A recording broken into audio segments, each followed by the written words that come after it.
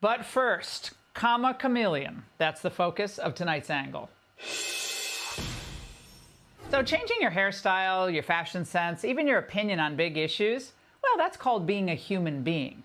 But trying to change facts is something quite different. And right now, Kamala Harris's cadre of high-paid consultants and fat cat donors are frantically trying to create an alternative reality, one where Kamala Harris is the candidate that America has been hungering for. Worried about crime? Don't, because Kamala's on it. So let's just be clear about this. Kamala Harris was a prosecutor. She got elected in San Francisco and fought crime. Somebody who is, she says, smart on crime. You could argue tough on crime. Kamala Harris owns the message of being tough on crime. Oh, really? Because I didn't know you could be tough on crime and anti-police. Defund the police. The issue behind it is that we need to reimagine how we are creating safety. And when you have many cities that have 1/3 of their entire city budget focused on policing, we know that is not the smart way and the best way or the right way to achieve safety. For too long, the status quo thinking has been you get more safety by putting more cops on the street. Well, that's wrong. Well, Kamala Harris tries to blend into whatever background she's in. So during the 2020 riots, when it was trendy to be anti-law enforcement, she echoed whatever trite blather other liberals everywhere were posting on social media.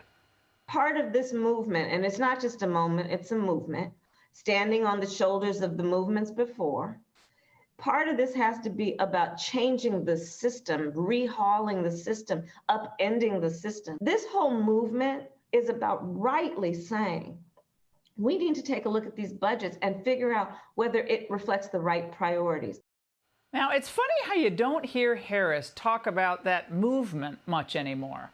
Because last time I checked, various BLM groups were being investigated for waste, fraud, and abuse of the tens of millions in funds that they raked in.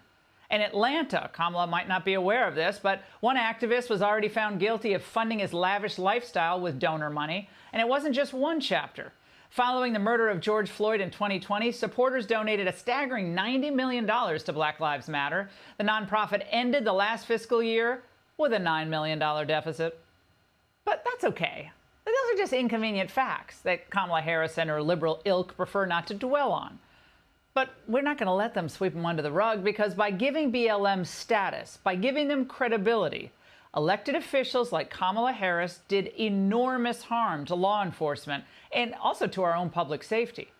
Comma Chameleon tries to play the tough gal, though, now. But in June 2020, bandwagon by helping raise money for a group that posts bail not just for protesters, but for rapists and murderers as well.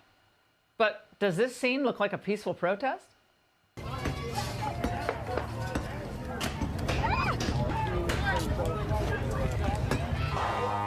By the way, the group is still taking in donations. Thanks, Kamala.